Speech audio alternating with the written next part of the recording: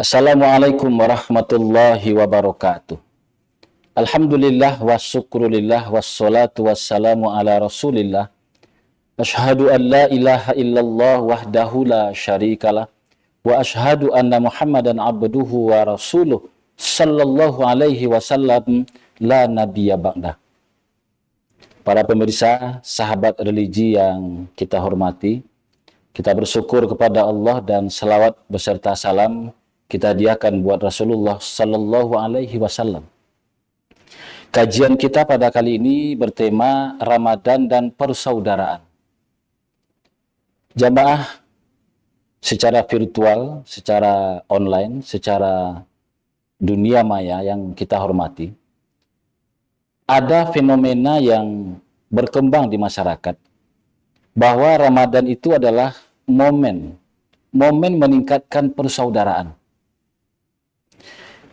Betapa tidak, ketika kita sebelum Ramadan, mungkin banyak di antara kita yang masih kurang dalam memelihara persaudaraan dalam kehidupan kita sehari-hari. Tapi ternyata selama Ramadan itu kita lihat momen-momen persaudaraan di antara umat Islam itu nampak. Apa contohnya? Pertama, rumah-rumah ibadah itu ramai dikunjungi dengan kegiatan-kegiatan keagamaan. Ada sholat tarawih secara berjamaah, dan biasanya hari pertama sampai hari ke-10 atau sepertiga awal itu masjid penuh. Bahkan mungkin bersesak-sesakan sampai keluar. Begitu ramainya orang melaksanakan ibadah sholat tarawih. Dan di sanalah momennya kita bisa saling bertegur sapa, bersilaturahim, berbicara, bercengkrama dengan saudara-saudara kita. Itu di awal-awal Ramadan. Kemudian apalagi momen-momen yang bisa menumbuhkan persaudaraan. Misalnya ada kegiatan-kegiatan yang berbuka puasa bersama. Buka bareng. Oh, itu mulai dari perkantoran, reuni SD, reuni SMP, SMA, perguruan tinggi, komunitas-komunitas tertentu. Itu mereka meningkatkan persaudaraannya ketika di momen melaksanakan buka puasa bersama itu. Bahkan juga tidak jarang kita saksikan beberapa tokoh-tokoh masyarakat, pemimpin-pemimpin negeri, wali kota, bupati, gubernur. Itu ada juga yang bahkan sahur bareng dengan masyarakat miskin. Itu momen untuk menumbuhkan sikap untuk meningkatkan persaudaraan. Ini luar biasa. Dan itu hanya ada di bulan Ramadan. Nggak ada itu. Kalau ada mungkin puasa Senin Kamis, jarang kita terdengar ada berita buka puasa bareng Senin dan Kamis.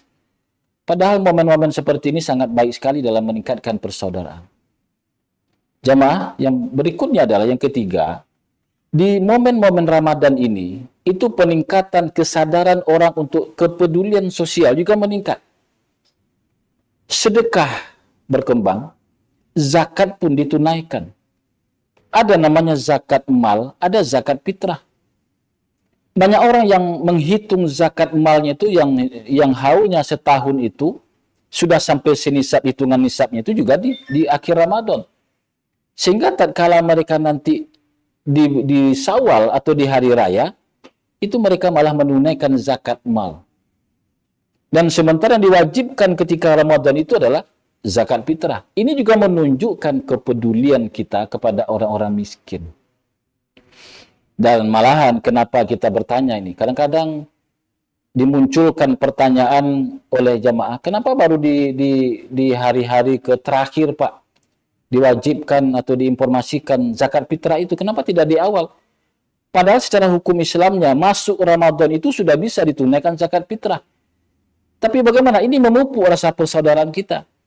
Tatkala kita sudah merasakan bagaimana puasa 20 hari misalnya, menahan lapar dan haus, makan hanya 2 kali sehari, makan ketika berbuka, ketika sahur, atau mungkin ada di antara kita yang tidak sempat makan sahur sehingga sekali saja dia makan 1 hari itu. Maka dia merasakan bagaimana empati dirinya itu, bagaimana penderitaan orang yang makan cuma 1 kali sehari. Orang-orang miskin yang makan sekali sehari. Bahkan ada mungkin di antara orang-orang miskin yang tidak makan sama sekali. Ada orang yang ketika dia makan berbuka, itulah dia sahurnya. Maka ada empati dari orang-orang yang berpuasa ini, tak kala dia menunaikan zakat fitrah, kepedulian sosial.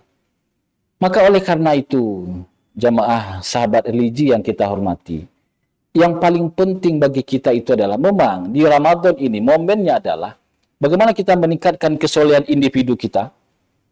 Kita melaksanakan mangkoma Ramadana iman wa ihtisaban ghufira lahu ma taqaddama min dzambi. Silakan. Kita dirikan Ramadan dengan kegiatan-kegiatan untuk diri kita sendiri, keimanan dan perhitungan. Kita datangi masjid, kita tadarus, kita iktikaf, kita banyak berinfak. Itu untuk kepentingan pribadi kita, individu kita. Soleh kita secara individu. Tapi yang dituntut Ramadan juga bagaimana kita mampu untuk soleh secara sosial. Empati kita, kepedulian kita kepada fakir dan miskin. Maka kita juga berpesan kepada seluruh kaum muslimin dan kaum muslimat dimanapun berada. Ingat bahwa dengan kita telah terlatih berpuasa ini, menahan lapar dan haus, paham kita bagaimana rasanya lapar itu dan haus itu yang melanda kita, maka ingat ketika Idul Fitri nanti, jangan sampai kita mengecilkan hati, membuat kepedihan pula di hari raya. Apa contoh kepedihan itu? Kita dengan harta yang kita miliki, kita pamer kepada orang-orang yang miskin. Sementara di hari raya Idul Fitri itu semua orang berkumpul di lapangan, semua orang datang kalau di masjid datang beramai-ramai, tumpah ruah. Maka mungkin kita ada yang menyolok penampilannya, berpakaian yang begitu mewah. Kemudian dia tampakkan kepada orang bagaimana kekayaan-kekayaannya. Dia suguhi makanan untuk dirinya begitu banyak. Jangan seperti itu.